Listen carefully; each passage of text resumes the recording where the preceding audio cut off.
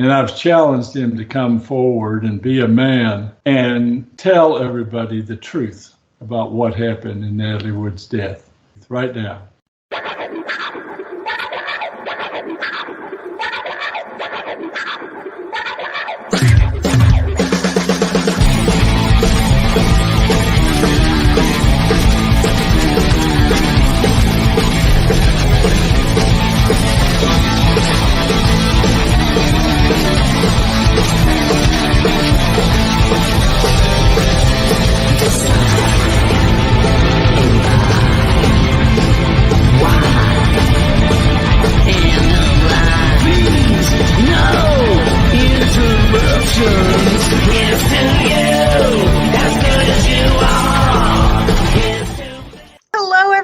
And welcome back. Once again, I am really excited to be speaking with Sam Perroni, author of the book Brainstorm, an investigation into the mysterious death of film star Natalie Wood. For those of you who have been following our series with Sam, welcome back. Recently, Sam was generous enough to provide us with a video of testimony of Marilyn Wayne, who was a witness whose boat was moored near the Splendor on Catalina Island the night that Natalie Wood died. Marilyn shared her story of some things that she heard that night, which Sam had recorded, and so he was generous enough to allow us to post that video. Got a lot of feedback on it, a lot of response. Thank you everybody for your comments and your views. Really glad that that video reached so many people. And Sam actually has been monitoring the comments on that video. We got some really great comments, a lot of feedback on this video. Thank you everybody so much for your engagement with it. Sam actually is here tonight because he wants to respond to some of the feedback and questions on the video. How are you doing tonight, Sam? Oh, I'm doing very good, Carrie. Thank you very much for having me back. I've missed you.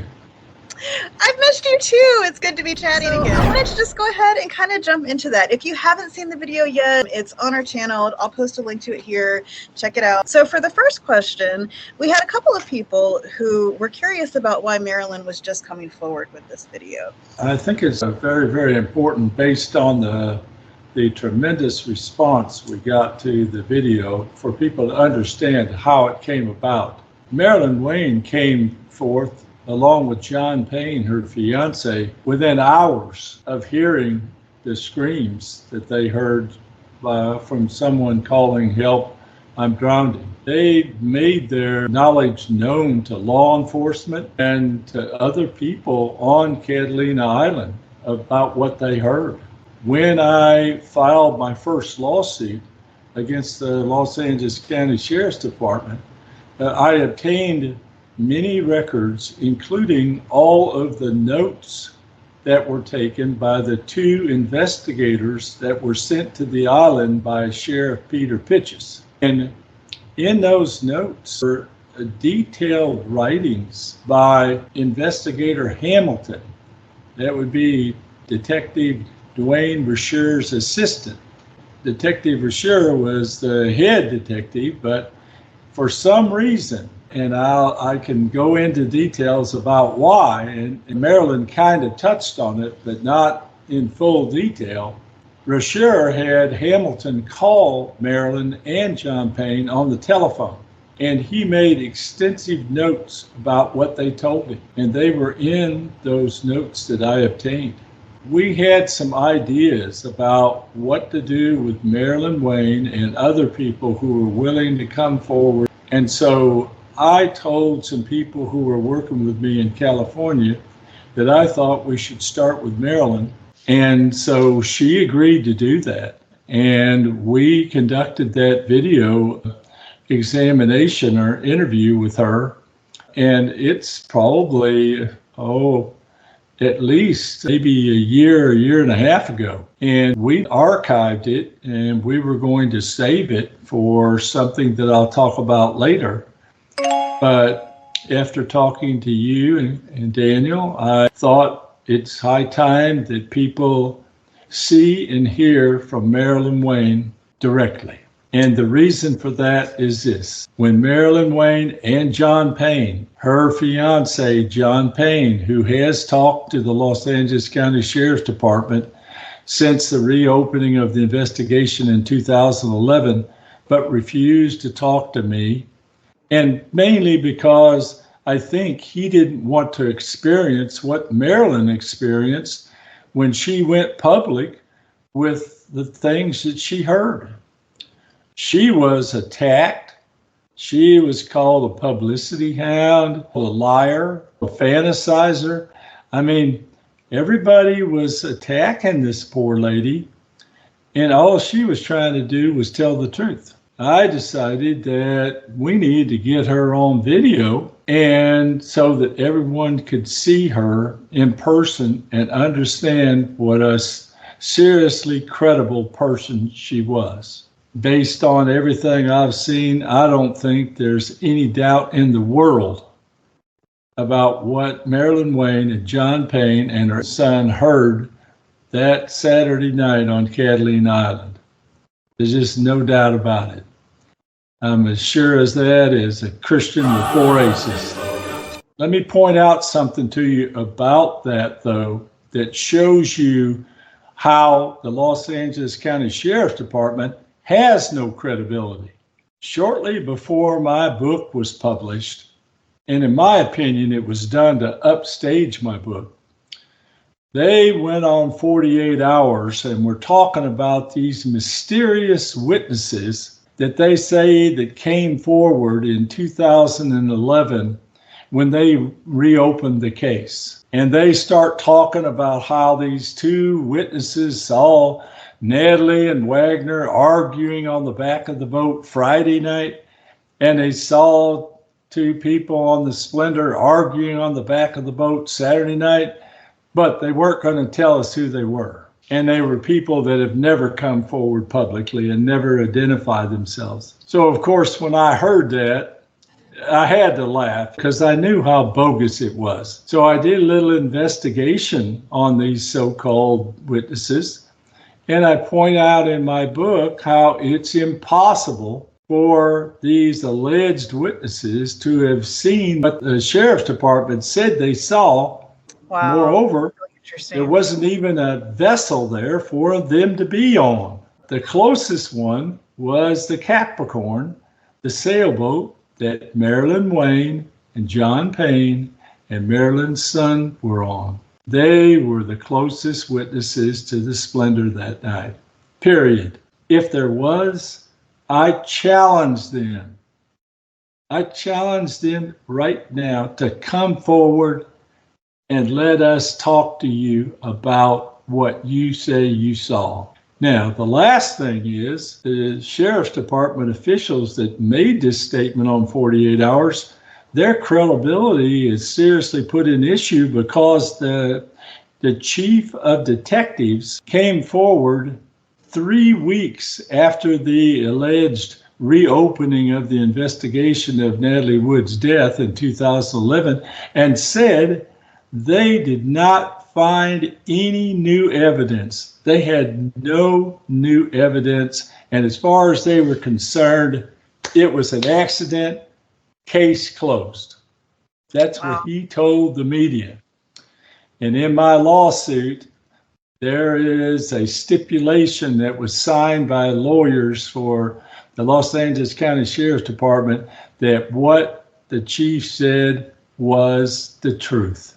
I don't know who's making this stuff up, but I can tell you there were no new witnesses, none. And the most credible witnesses are Marilyn Wayne and John Payne.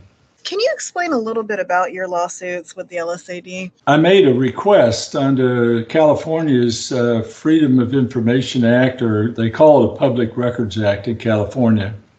I made a request of the Sheriff's Department in 2014 or 15 for the investigative files from 1981, not from 2011. And of course, they ignored me. And then I made another request and maybe another request before I finally said, okay, well, I guess we'll just have to let a judge decide this. And that's what we did. I sued him in the Superior Court of California, and I was successful. I obtained records and photographs that no one else has. No one but me and the Sheriff's Department. And I went through those records with a fine-tooth comb because that was my expertise when I was practicing law. So when I tell you these things, I tell you from the records, I'm not fantasizing about this or speculating about it. I've got them. And I have a lot of them in my book for people to look at and see for themselves. You don't have to believe me. I put them in there for you. Okay, so moving on to the next question. We had talked a little bit about the definition of murder and why what you speculate happened that night would classify as murder. We had some people that had some questions about that, if this would be murder. If, for example, if there were a bystander who witnessed something and didn't do anything, would that be considered murder? Tell us a little bit about that. In a nutshell, in California in 1981, this was the law. If you were walking by a pond in January, and you looked out in the pond and you saw someone who was skating on the ice fall through the ice and obviously in distress and needing to be rescued, you have absolutely no duty to do it. None. And the reason for it is you had nothing to do with them falling through the ice. And the law does not require you to put your life in danger to rescue someone else. Now, people listening to me would probably say, well, I don't care what the law is. I would jump in and try to save him. And I think that most people would try to do that. I mean, they'd try to find a rope or do something to throw something to them, a log, something what they could grab a hold of and survive until they were fished out by the fire department. But if you didn't, if you just stood there and watched them drown, you did not commit a crime.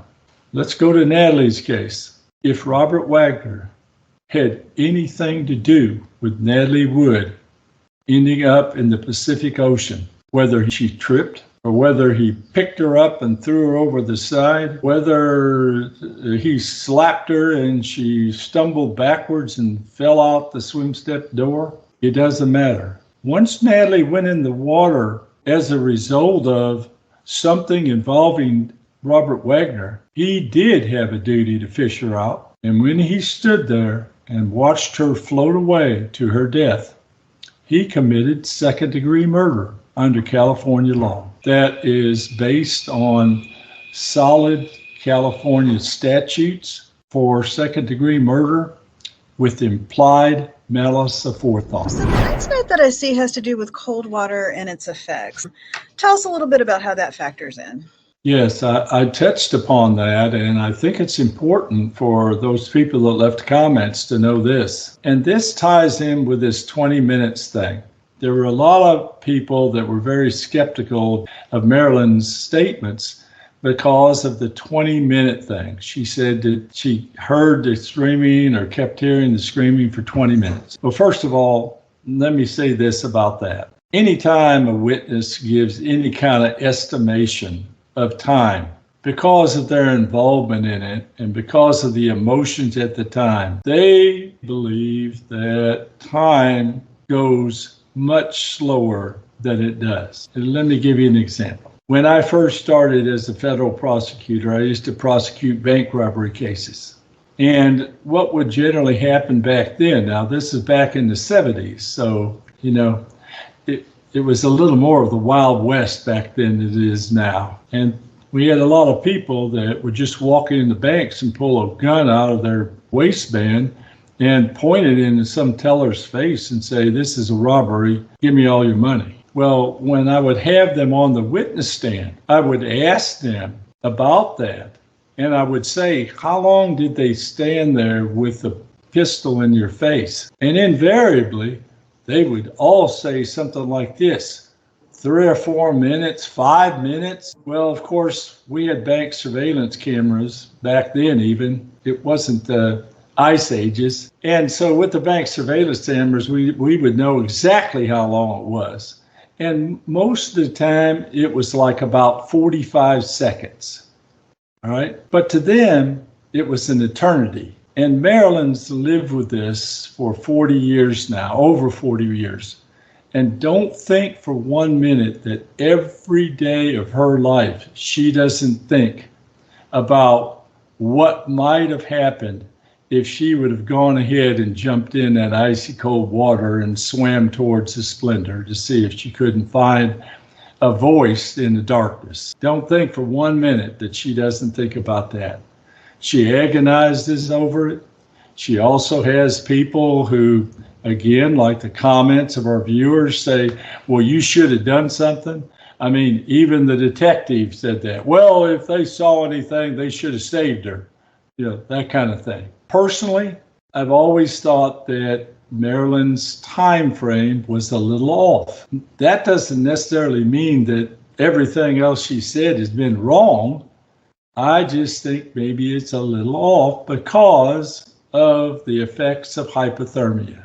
Someone like Natalie Wood, who doesn't know how to swim and was deathly afraid of deep, dark water, her anxiety level would have been through the roof. When she hit that water, it was cold water. If my memory is correct, I think the surface temperature of the water was about 62 degrees. So here Natalie, who doesn't know how to swim, in the middle of the night, hits deep, dark water, the biggest fear she has in her life, and she doesn't know how to swim. Well, all of that, you must factor into hypothermia and the effects of hypothermia. And one of the first things that happens with hypothermia, when you start getting too cold, you start shivering. Well, when you start shivering, you can't even talk, much less yell. So the people that made comments about, listen, if Natalie was in the water for 20 minutes, I don't believe it, because she would have drowned by then. There's two factors here. Number one, I think to Marilyn Wayne, it seemed like an eternity. I don't think it was 20 minutes. I personally think it was around maybe 8 minutes, something like that. And the reason for that is my discussions with the foremost hypothermia expert in the world, who happens to be in San Diego. I had extensive conversations with him, and he was of the clear opinion that Natalie Wood would have started suffering the effects of hypothermia pretty quick. 10 to 15 minutes at the max, she would have been so cold, there wouldn't have been anything that she could have done. Now, the person that made the comment about the 20 minutes and that she would have already drowned probably doesn't know this. When Natalie Wood's body was found, she was clothed with a nightshirt, a cotton nightshirt, no underwear, a pair of socks, a few pieces of jewelry, and a red down jacket that she wore that evening to dinner. One of the Baywatch guards that I finally tracked down in Hawaii, he told us that, we asked him about that jacket, and he told us that when he saw the body, the jacket was zipped up. And that's the same thing with the man, Doug Bombard, that found her body floating in the ocean. He was the very first person there. He found her body. He told me that her jacket was zipped up. Here's how Natalie stayed above water and kept from drowning for a while. Now, I'm not saying that she was out there for a couple, 2 or 3 hours. What I'm saying is she stayed up for a while because of the down jacket. The down jacket kept her head above water, but it didn't keep her from getting cold and not being able to speak because of her shivering response. That's my personal opinion. That's the opinion of my expert. Thank you, Sam. Next, moving on, there were some questions about Marilyn calling the police and the Coast Guard. Tell us a little bit more about that. First of all, I need to remind everyone that this was 1981. iPhones, smartphone, any other kind of phone you got out there were just a figment of somebody's imagination. Nobody had them. In the Isthmus particularly, the only way that the boats communicated with each other was basically a CB radio. It was a radio transmitter. And you tuned in, you dialed into a certain frequency, everybody, and you could call like the Harbor Patrol and try to raise somebody. That was the only way that Marilyn Wayne and John Payne had to communicate with anyone. They couldn't call anyone. They didn't have a phone on the sailboat. Now, the Wagners, on the other hand, they had a Ma Bell and we called her Mall Bell back then. It became AT&T. They had a Mall Bell switchboard in Los Angeles, and they came up with a shore telephone. And what would happen is with a shore telephone, it looked like a telephone. And I have a crime scene photograph that's in my book that shows the telephone sitting right there. So you pick up the telephone, and when you pick up the telephone, it would send a signal to operators, and they pull out the wire and plug it into another hole. And that's how you would call someone. But very, very few people had those because they were very, very expensive. No one had any of them, to my knowledge, except for the Wagners, in the Isthmus that night. So Marilyn and John had one. They couldn't call the Coast Guard. There was no Coast Guard in the Isthmus, and there was no Sheriff's Department in the Isthmus. The Sheriff's Department was in Avalon. By boat, it was probably a 20-minute ride by boat, 25-minute ride by boat. And by car, I think maybe 10 to 15 minutes if you're speeding.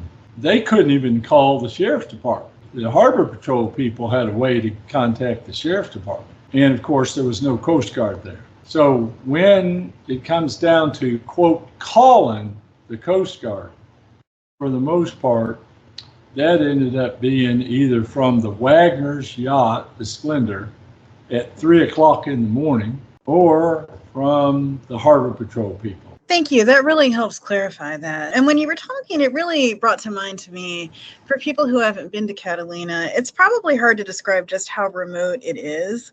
No, it's still very, very remote in the Isthmus. Very remote. Absolutely. Yeah. Of course, when you go there now, you got your cell phone. And it's fine. They have towers there. I mean, you could communicate, but even that is spotty. I was thinking when you were mentioning cell phones earlier that when I was there, I had very spotty cell phone coverage. It's remote on purpose. People like it that way. Oh, they go there to camp and to be quiet, to take their yacht so it's real quiet. They can, if they're famous and they don't want to be around a lot of people, they go down there and they can hang out there. Moving on, there were several people who had questions about why didn't Marilyn and John steer the boat over, try to throw a life preserver, maybe looking at some other measures that could have been taken that night. Tell us your thoughts on that. First of all, the mooring sites were roughly about 100 to 125 feet apart. So the closest that the Capricorn sailboat was to the Splendor was about 125 feet. If they had a life preserver, which they probably did, I don't know of too many people that could heave a life preserver 130 feet. Maybe some of the Baywatch guys that are all bulked up can, but the normal person would probably not be able to throw it that far. Plus, they didn't know where to throw it. I mean, they had a general idea. I think Marilyn said that the sound was coming from the rear of the Splendor. I guess they could have thrown it in the direction of the Splendor, but they didn't have anybody to throw it to that they could see. So now, as far as motoring the boat over to the Splendor, the Isthmus, they call it the Isthmus breeze. The Isthmus has a pretty stout wind that blows through it all the time. It makes steering vessels, including dinghies, it makes it kind of hard. I mean, it's calmer in the cove, but it's still choppy. The Splendor was in the one of the last moorings. Okay, I don't think it was the last one, but it was pretty close to the last one. And they put them out there on purpose. The people that set up the mooring sites put them out there on purpose. That the whole idea was to keep them away from folks so they could have their privacy. That's number one. And number two, steering a sailboat around in the dark towards a 61-foot yacht bouncing in the Isthmus breeze, I think would be a little dangerous. But back to him steering that boat over towards the Splendor, I just don't think that it even crossed his mind, because again, he didn't know where he was going, number one, and number two, he didn't actually know why he was going there. And keep in mind, and I think Marilyn said this on a couple of occasions, They were very, very confused. Every time I talked to Marilyn, she would say that. When the person was yelling for help, or the woman was yelling for help, did anybody respond? The boat at our 3 o'clock position, they were having a party. They were very loud. I heard somebody say from the 3 o'clock position, "Hold your hat, we're coming to get you." John then, he was downstairs calling Harbor Patrol, and I yelled down to him, "Apparently this person's with this party over here." And then we would have a conversation back and forth about what to do, given the fact that they had said, "Hold on, we're coming to get you." Right. Nobody ever came to get anybody, and they continued with the party. Sam, it was so confusing. We just didn't know what to do. We didn't know what was going on. That's probably why they didn't steer the boat. The next question you had, so there were several people who were confused about why Marilyn didn't have a dinghy available that could be used that time to go out and look for Natalie or to try to provide some assistance. She says in the video that they had deflated the dinghy because they were planning on leaving the next day. So they had already deflated it, packed it up, it wasn't accessible. And there were some questions about why the dinghy would have been deflated on the boat. You know, I think somebody said, made an observation that that's just not something that people do. No one really deflates a dinghy on a boat. That doesn't really kind of hold water. Tell us a little bit about that. This was over 40 years ago. Boating has changed substantially in the last 40 years. If anybody wants to see this dinghy that they had, there's a picture of Marilyn sitting in it. In the Capricorn's case, it was deflated when they were ready to go home. And they were going to leave early in the morning, the next morning, to go back to Marina del Rey, which is about 25 or 30 miles. So when I say early in the morning, I'm talking about when the sun started coming up, they were going to be heading back. And so because they didn't want to be messing around with the dinghy in the night, they deflated it. And they put it back in their storage area that they had on the sailboat. And so when all this happened, they didn't have a dinghy available to them. You deflate a dinghy like that because you're not going to pull it 30 miles with a sailboat across the Pacific Ocean from Catalina Island to Los Angeles. So you always deflate a dinghy. Let me put it this way. In 1981, you deflate a sailboat dinghy. You don't pull it. Thank you, Sam. Moving on to the next point, you have a note here about Natalie clinging to something. Tell us a little bit about how that factors in. For everybody who might be listening to this who has not purchased my book, I've conducted this investigation like a prosecutor would, absent tools that they have to their disposal that I didn't have. And one of them is a subpoena. I didn't have subpoena power. I wasn't associated with the Los Angeles County District Attorney's Office, for instance.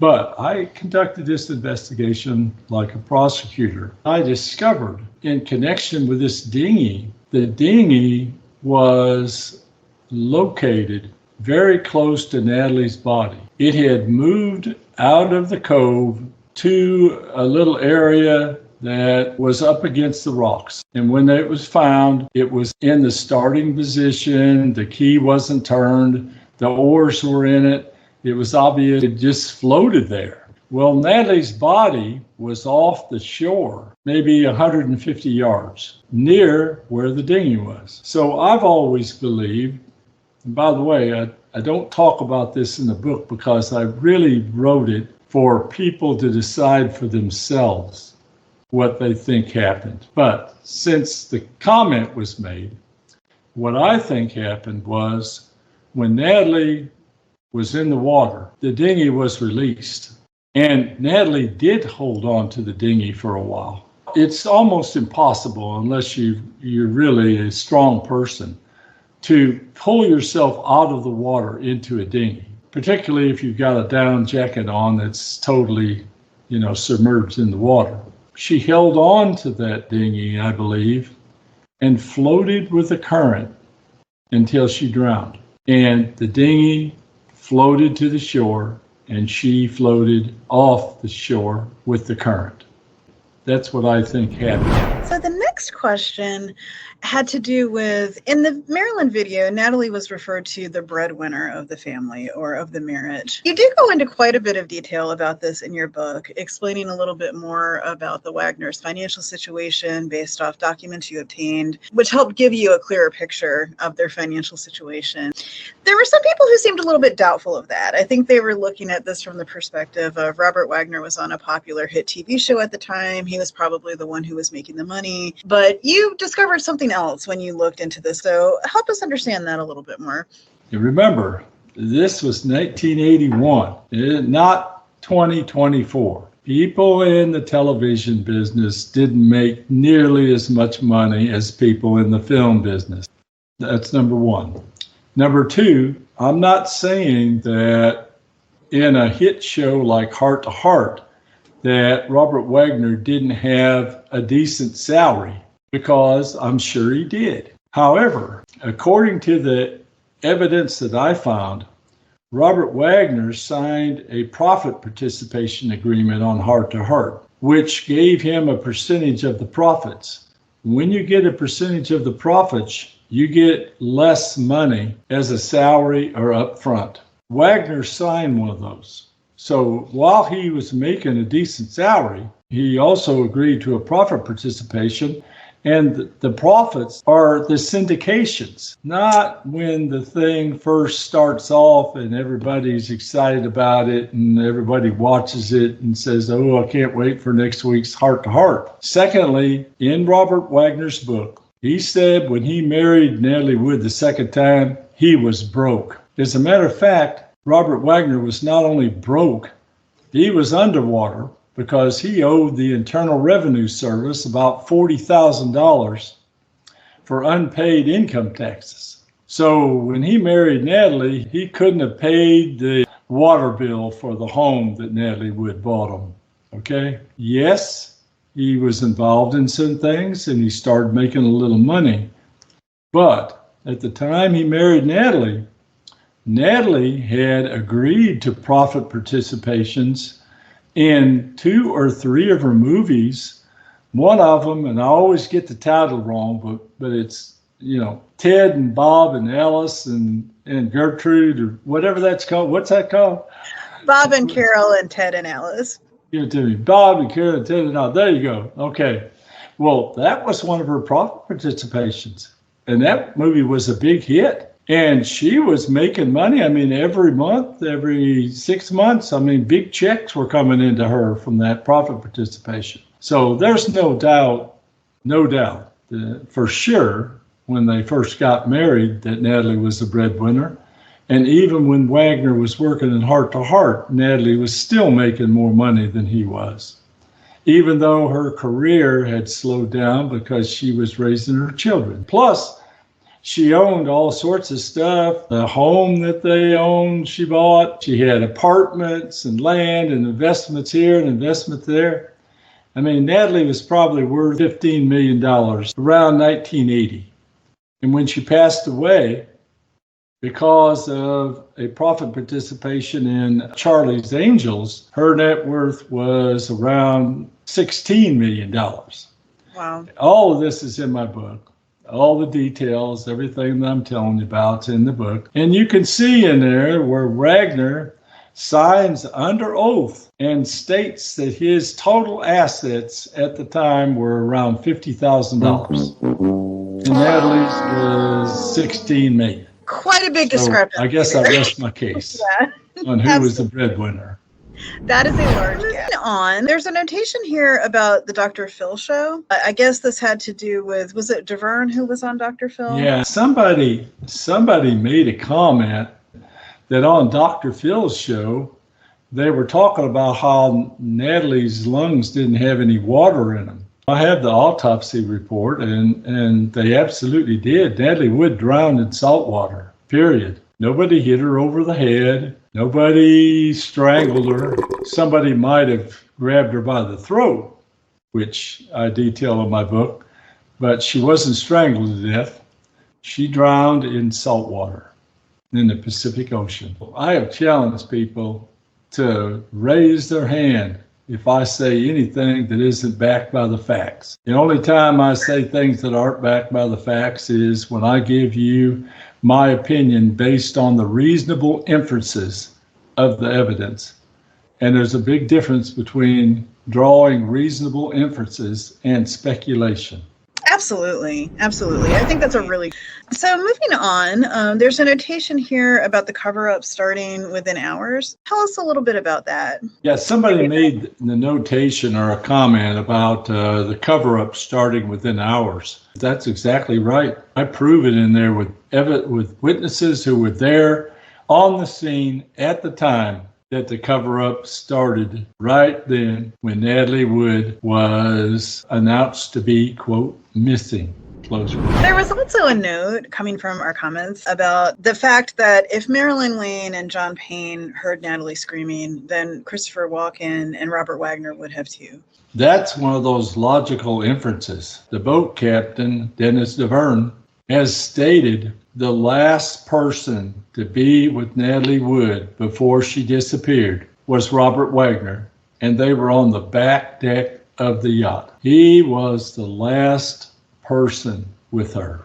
If you take that into consideration with what Marilyn Wayne has said that she and John heard, then it's obvious that people on the Splendor heard it. They had to have heard this. So we have another notation here about Christopher Walken, and this was a statement from a comment. Christopher Walken knows what happened that night. Tell us your thoughts on that. I know that you do have some opinions about that. Yeah, I get pretty passionate about this investigation because the cover-up and the obvious attempts, even to today, by the people in law enforcement in Los Angeles County to try to suppress the truth in Natalie Wood's case. I still get my blood boiled over Christopher Walken. Christopher Walken lied to the authorities back in 1981.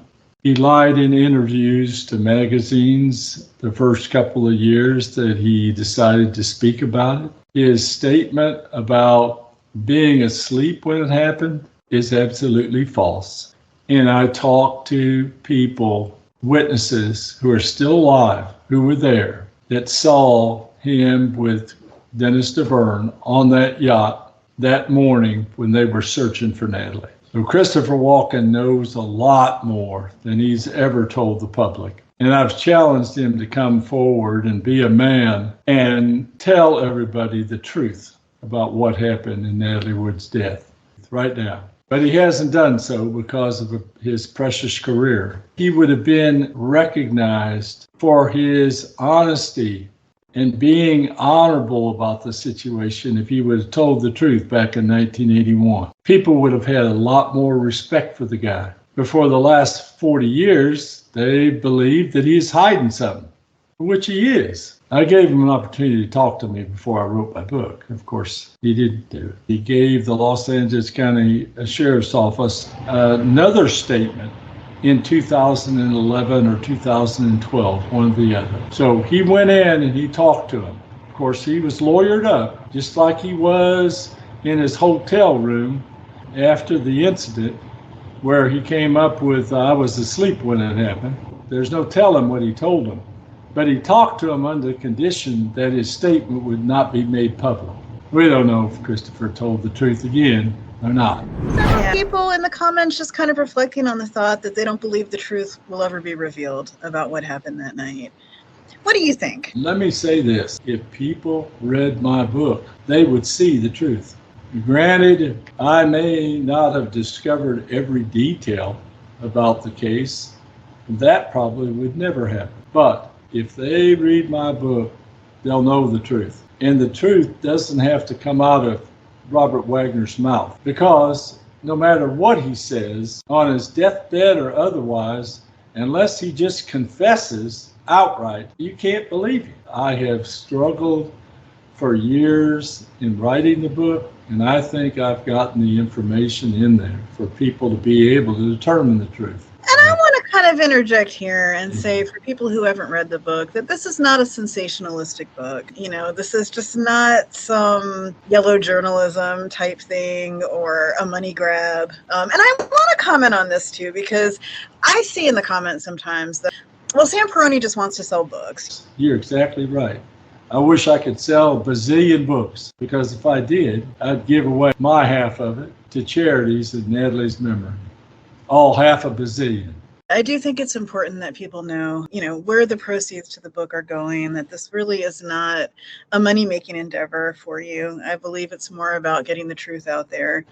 Well, I can tell you, Carrie, as far as I know, I'm the only one in this thing who's not making money off of Natalie Wood's death. There have been a lot of people that made money off of Natalie Wood's death, and I haven't heard one of them stand up and say, you know what, I'm going to give my part to charity in Natalie's memory. Not one. I think Natalie Wood deserved justice, and that's what I've done over the last 10 years. I've tried to get justice for Natalie Wood. And I'm continuing to try to get justice, and we'll talk about Here that. is a comment. This is just verbatim, a comment that somebody wrote, which you wanted to respond to. I'm just going to read it as it was, unaltered. I wanted to put this in there because I love this comment. Walken is a roach, and they both should have been jailed. Expand on that for us. Walken is a roach, and they both should have been jailed.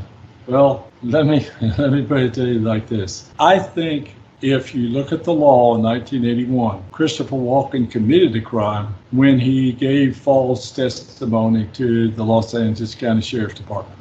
Under federal law, it's called misprision of a felony. It's having evidence of the commission of a felony and not reporting it. That is a crime in federal law. I think Christopher Walken has a moral obligation to set the record straight. Agreed. So here's a question that came up a few times. What was Wagner's motive for wanting Natalie dead? There were several motives for him wanting Natalie dead, and one of them surfaced that night when they had a fight. Friday night, they also had a fight, which caused Natalie to go to Avalon and stay overnight in a hotel there with Dennis Davern, who, by the way, Wagner sent with Natalie. But there was a fight, and so Natalie wanted to leave the yacht, and that's what she did. Well, that evening, she told Dennis Davern, according to Davern's statements, she was sick and tired of him being so jealous over her co-stars and drinking too much and disrespecting her and causing scenes in front of her friends. She was going to see her lawyer. If that's the case, when Natalie Wood went into that water and Robert Wagner was looking down at her, he knew even if he fished her out of the water, that was going to be the end of their marriage, and probably heart to heart, because he was engaged in spousal abuse. He was looking down at that. That, I know, crossed his mind.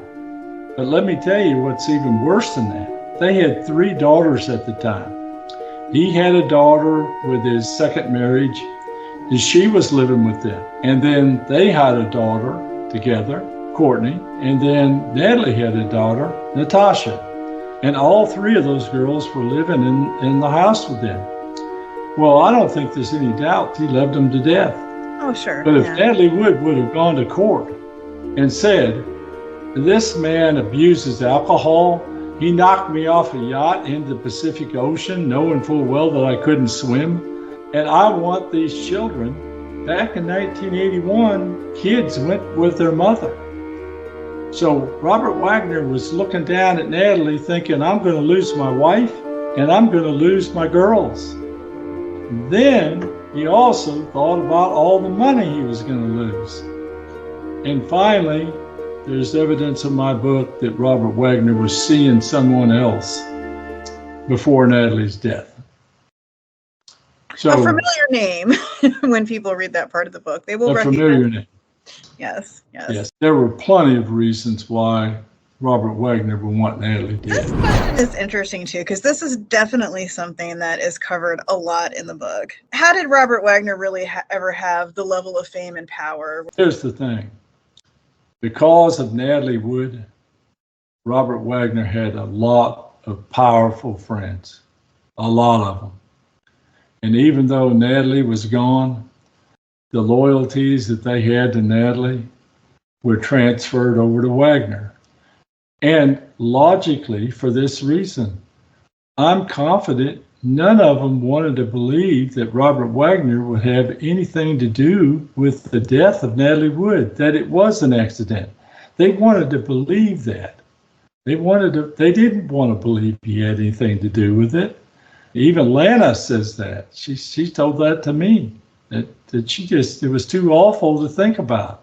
Sure, yeah, absolutely. So when this happened, all these friends that he had, lawyers, Sidney Korshak, the lawyer for the mob, Frank Sinatra, who was big time buddies with Sheriff Pitches, the Los Angeles County Sheriff at the time, popular and powerful Hollywood types, producers and directors and people like that, they were all friends of Natalie Wood's, and because of that, they were friends of Robert Wagner. And just to give you an example, I can establish that Sheriff Pitches and Frank Sinatra were big buddies because of the sworn testimony that Sheriff Pitches gave in a hearing in Las Vegas for Frank Sinatra. Mm-hmm. I got a copy of the transcript. And so I have it under oath, Sheriff Pitches saying how close of friends that he was with Frank Sinatra. And a very long history, too. I think it's important to note here that this was something that went back decades.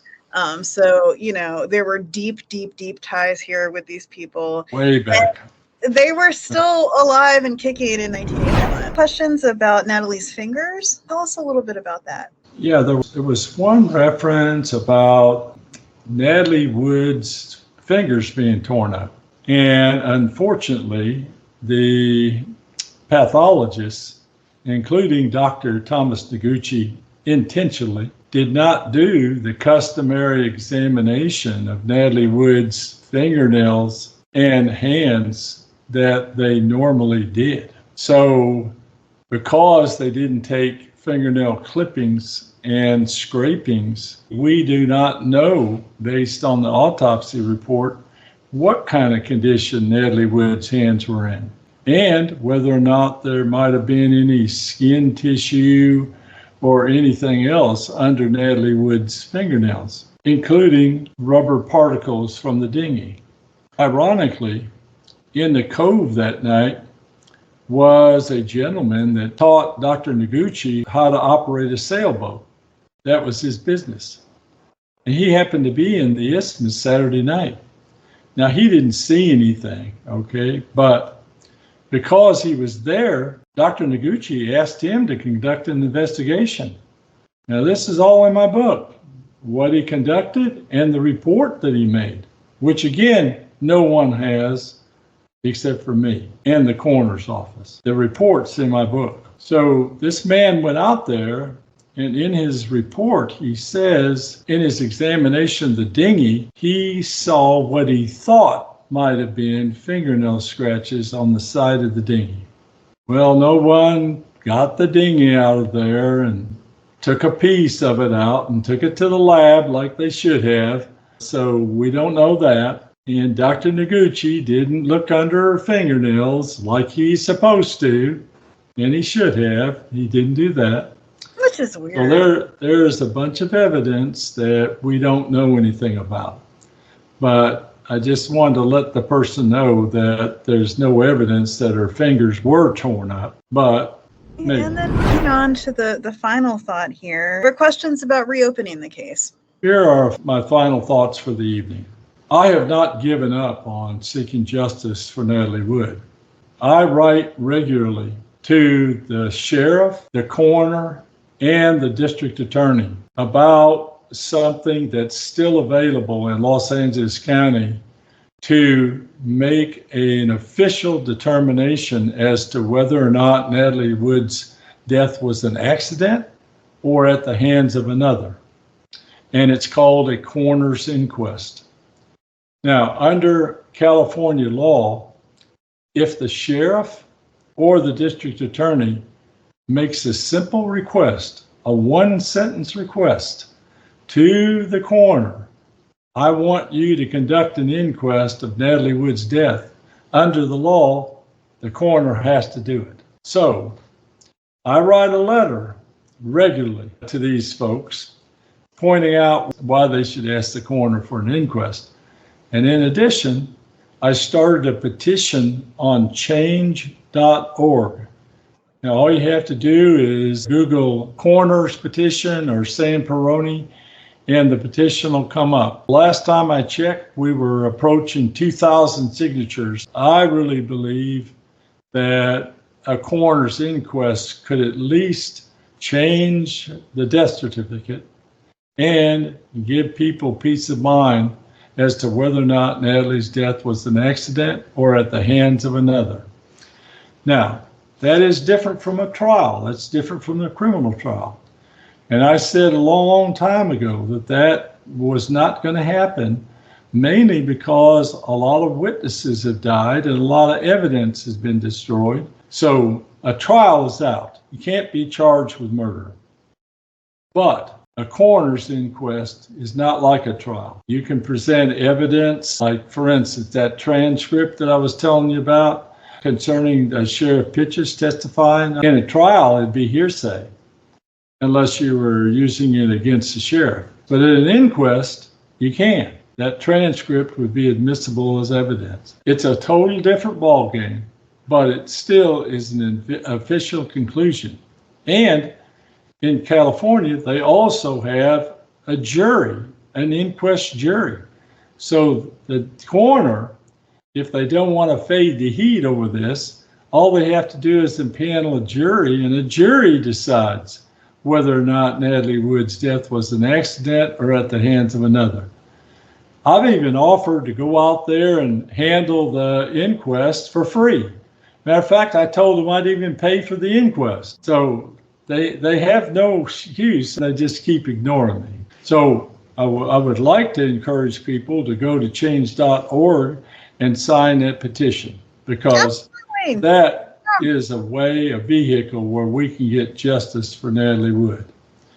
Now, there's one other thing, and I have been thinking about this over the last few years, and that is putting together a simulated trial of Robert Wagner for the murder of Natalie Wood. And in the simulated trial, we would actually have witnesses, just like we had Marilyn Wayne, who would give statements. This simulated trial would present this evidence, and then at the end, we would let the people that viewed this decide whether Robert Wagner was guilty or not. They'd get to vote. So I have toyed with putting this together for years. Really, the only holdback is finances. So we've come up with the idea of starting a GoFundMe site where we would raise money to conduct this simulated trial. So what I'd like to ask people to do is, let me hear from you. Tell me whether or not you would give to something like that, to a GoFundMe page, if the money was used exclusively to conduct this simulated trial that I'm talking about. And let's just send up a trial balloon and see how many people out there would be willing to help us. Because if we had a trial, it might not be like a real trial. It might not be like a courtroom. But at least we could lay it all out there visually for millions of people to see. And then they can decide whether or not Robert Wagner, in their opinion, based on the evidence, was guilty of murder.